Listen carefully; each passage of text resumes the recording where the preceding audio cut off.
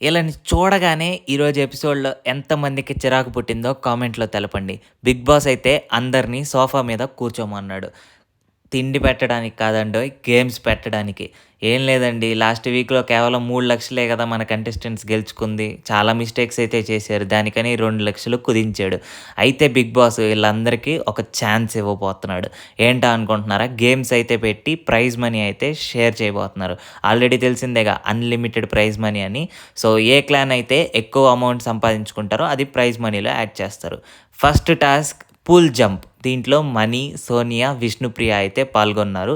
ఏం లేదు జస్ట్ ఒక 5 సెకండ్స్ ఆర్ 10 సెకండ్స్ టైమ్ ఇస్తారు. దీనిలోపు ఎవరైతే ఆ పూల్‌లో జంప్ చేస్తారో వాళ్ళే విన్నర్స్. సో, ఆళ్ళిచ్చారు కదా కంటెస్టెంట్ నేమ్స్. సో, ఆళ్ళల్లో విష్ణుప్రియ అయితే ఫస్ట్ పరిగెత్తుకుంటా ఎళ్లి పూల్‌లో అయితే దూకేసింది.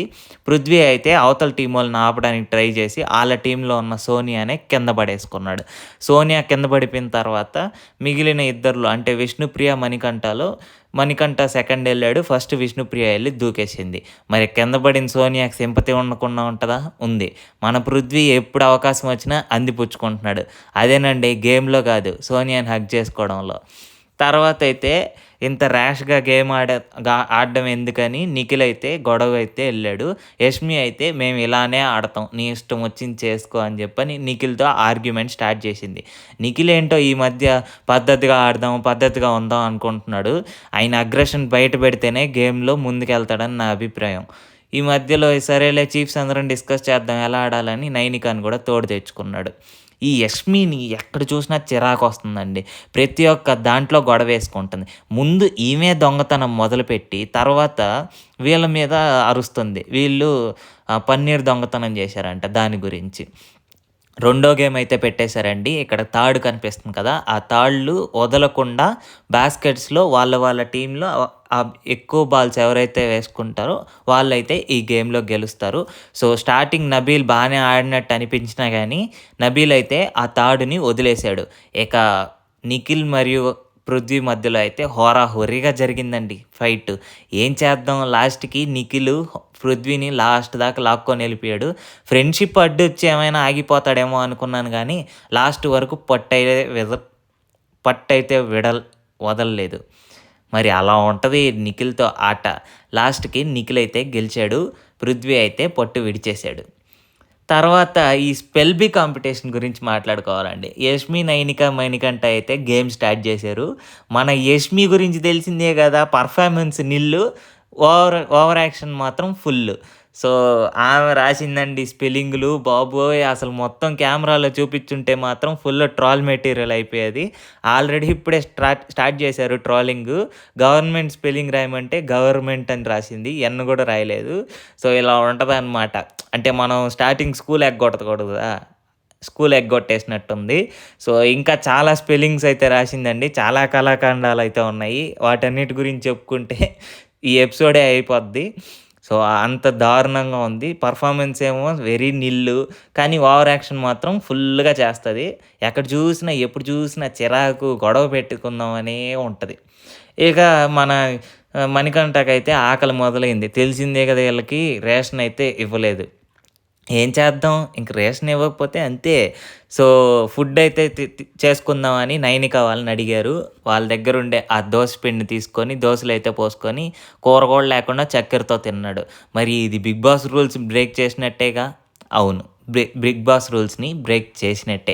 ఏం చేద్దాం? 'బిగ్ బాస్' ఏం చేశాడో తెలుసా? రాత్రి 2 గంటలకి అందరిని లేపి, ఏంట్రా నేను మీకు మరీ ఎర్రిపప్పలాగా కనిపిస్తున్నానా? మీకు టాస్క్‌లు ఇచ్చింది దేనికి? బాగా స్ట్రాంగ్‌గా ఆడతారనేసి. అంతేగాని ఆకలేసిందని ఆడిని, ఈడిని దోసపిండి అది ఇది అడుక్కొని తీసుకొని, దాంతో ఫుడ్ చేసుకొని తింటున్నారు. మరి నేను రూల్స్ పెట్టినోడిని ఎర్రిపప్పగాడినా అని చెప్పనేసి, రాత్రి 2 గంటలకి లేపి వార్నింగ్ అయితే ఇచ్చాడు. దీంతో మణికంఠ మరియు నిఖిల్‌కైతే బుద్ధొచ్చింది. ఏం చేస్తారు మరి? ఆ మాత్రం చేయకుండా ఉంటారా ఏంటి? దాని తర్వాత పొద్దునయింది. సాంగేసుకొని ఫుల్‌గా జోష్‌తో ఎంజాయ్ అయితే చేశారు. ఎందుకంటే ఎంజాయ్‌మెంట్ అంతా ఇప్పుడే చేసేయాలండోయ్! మళ్ళీ గేమ్స్‌తో పైన కింద ఉతికారేసేస్తారు కదా! ఇక ఏముంది ఎపిసోడ్ అయితే ముందుకు సాగింది. చెప్పానుగా నిన్న దొంగతనం చేశారనేసి ఆళ్ళు, ఈళ్ళు గొడవలేసుకోవడం స్టార్ట్ చేశారు.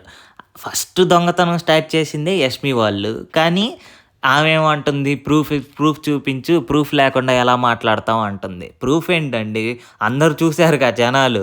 నువ్వు ఎంత మాట్లాడినా బయట ఆళ్ళకి చిరాకనిపిస్తది తప్ప, నువ్వేదో పాయింట్ టు పాయింట్ మాట్లాడుతున్నావని ఎవ్వరికీ అనిపించదు. ఈ గ్యాప్ ఈళ్ళు సోది మాట్లాడుతా ఉంటే మాత్రం బిగ్ బాస్ మరో గేమ్‌తో ముందుకొచ్చేసాడు. డోంట్ స్పిల్ అనే గేమ్‌తో ముందుకొచ్చాడు. ఏం లేదండి, ఒక గ్లాస్ పెట్టాడు. ఆ గ్లాస్‌లో ఆ పల్పీ ఆరెంజ్ పొయ్యాలి. సో 3 టీముల్లో ఎవరైతే ఒక్కొక్కరుగా వచ్చి ఆ పల్పీ ఆరెంజ్ నింపుతూ ఉంటారు. ఎవరు నింపినప్పుడైతే ఒక్కొక్క డ్రాప్ బయట పడుతుందో వాళ్ళైతే ఓడిపోయినట్టు. ఈ గేమ్‌లో అయితే ఆదిత్య ఓం గారు అతి తెలివి ప్రదర్శించారు. దానికి మూల్యం చెల్లించుకున్నారు. అందరూ క్యాప్‌తో వాటితో పోస్తుంటే ఈడు మాత్రం ఒక చుక్కెత్తి దాని మీద పోద్దాం అనుకున్నాడు. అదేమో బయట పడిపోయింది. మిగతా ఇద్దరు షేర్ చేసుకున్నారు. ఇక్కడ మణికంఠని చూస్తే నాకు నవ్వు వస్తుందండి. ఏం లేదు, జాంబీలా ఉన్నాడు ఏంట్రా ఈడు అనుకుంటున్నారా? ఏం లేదండి, బిగ్ బాస్ అయితే ఫుడ్ నిషేధించారు కదా!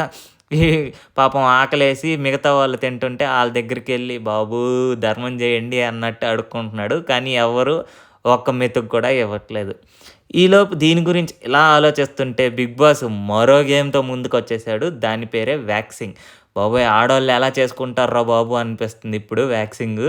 ఎంత కష్టమా? అంత పెయిన్ వస్తదా అనిపిచ్చింది. సో, వ్యాక్సింగ్ చేయడం స్టార్ట్ చేశారు. దీంట్లో పృథ్వీ, నబీల్, నిఖిల్ అయితే పార్టిసిపేట్ చేశారు. నిఖిల్ అయితే ఓ మోస్తరుగా ఆడాడనే చెప్పాలి. పృథ్వీ అయితే ఊరికే ఓవర్ యాక్షన్ చేసి అప్పుడే గివ్ అప్ ఇచ్చేసాడు. నబీల్ అయితే అదరగొట్టాడు. ఫైనల్‌గా నబీల్ అయితే గెలిచాడు.